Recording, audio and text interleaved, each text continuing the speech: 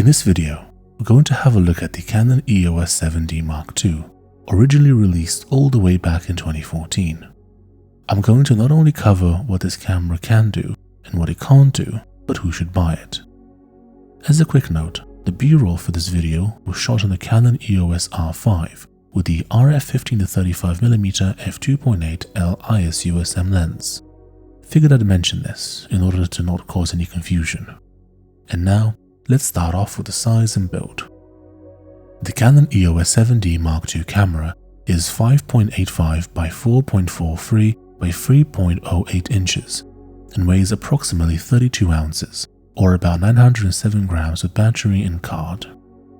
The camera is rugged, primarily made of magnesium alloy, and is built like a tank.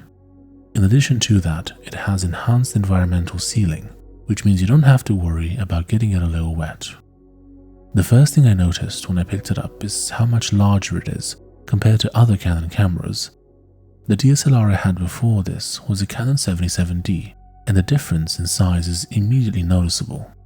The Canon 7D Mark II feels great in your hands, and it makes you feel like a pro, especially if your previous camera was something like a T6 or T7. The Canon 7D Mark II has a 22.4 by 15mm APS-C sensor. You can take 20MP JPEG and/or RAW photos, which equates to a photo resolution of 5472 by 3648 pixels. The ISO ranges from 100 to 16,000, and in special modes you can even reach 25,600 and 51,200. This doesn't mean much though, as in most cases once you go over 10,000 ISO or so, images can start to get rather grainy. In my shoots, I try to never go past 2000 ISO, but that's just my preference, and the environment you're shooting in is also a huge factor to consider. Dynamic range isn't as great as on some of the newer, expensive DSLRs, due to the fact that the 7D Mark II came out in 2014, but if you can control the light or manipulate it to your needs, this will rarely be an issue. To clarify, I'm not saying that its dynamic range is bad, I'm just pointing out that the camera is around 8 years old at this point.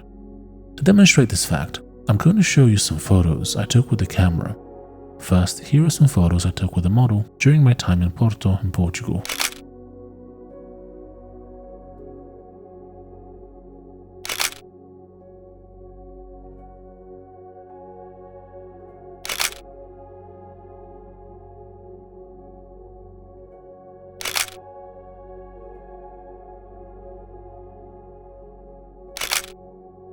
Secondly, here are some photos I took at a zoo near Porto.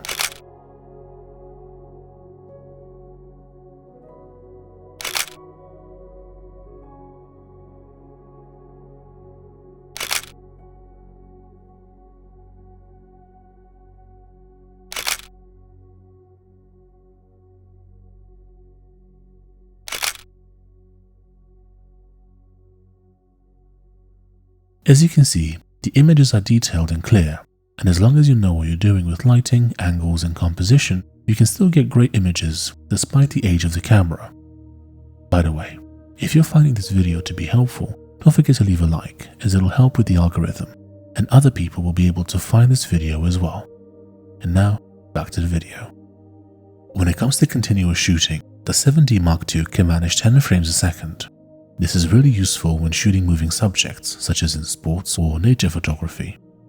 The reason is that this allows you to take 10 separate images in 1 second, thus increasing the chances of you capturing the right moment when your subject is in motion.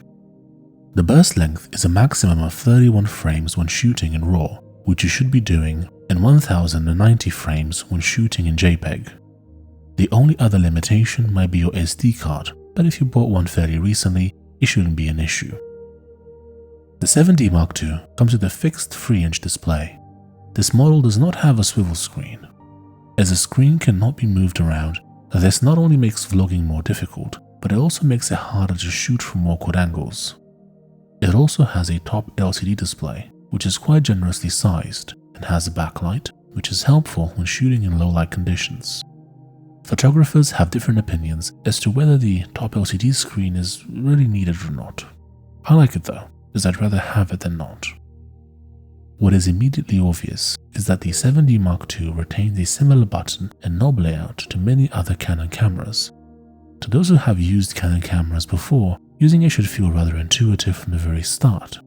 On the back, just above the wheel, you even have a small thumb controller, which I quite like.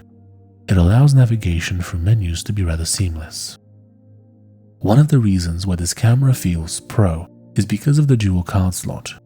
You have your usual SD card slot and a compact flash or UDMA slot. When shooting events, for example, each photo or video is saved to both cards, thus giving you a backup in case one of them fails. In terms of battery, the camera uses a larger capacity LPE6N battery. Given the fact that the 7D Mark II was discontinued years ago, your battery is likely to be a few years old at this point. As a result, even though they were initially rated at 800 shots, they will naturally have a diminished capacity. How much charge they can actually hold will depend on when the battery was manufactured, how many photos were taken with it, and how many times it has been recharged. Note that the Canon 7D Mark II shutter is rated at 200,000 actuations. What this means is that you can take around 200,000 photos with it before the shutter fails. When purchasing this device, the number of shutter clicks will usually be advertised by the seller. If it is not, contact them and ask first. If they're refusing to tell you or saying that they don't know, it probably means that it's close to the maximum or even over it, and I'd personally just look for a different seller. If, for example, the camera has 150,000 actuations left, in order to use up the rest over, say, 5 years, you'd have to take 82 photos every single day. The 7D Mark II can shoot video at 1080p with a maximum frame rate of 60 FPS. When it comes to the file type, you have a choice between MOV or MP4. In 2022, when it comes to video, I wouldn't really use an 8-year-old camera.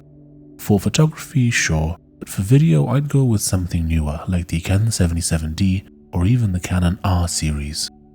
I've reviewed the 77D, Canon R and R5 on my channel, and you can find the links down below. In terms of lenses, the 7D Mark II can use EF or EFS lenses, which gives you an almost inexhaustible list of glass to choose from.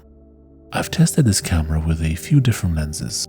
If you go back in the video where I showcased photos, I've included which lenses they were shot with, just so you can get an idea of what they can do. So, in conclusion, who should buy this lens? Being that the camera is around 8 years old at the time of the making of this video, it's not one that I'd recommend for video. It can do video, 1080p at 60 FPS, but there are a lot of affordable cameras out there that would be much better suited. For photography, as you can see in the example that I've included earlier, you can get some fantastic results if you know what you're doing. Ultimately, if you're looking to get your hands on your first DSLR or you're looking to upgrade from an older Rebel series camera, this might just be the one for you. If, on the other hand, you're looking for something that packs a lot more features, I've included a link down below to a playlist that contains all of my camera and lens reviews. Do you have any questions?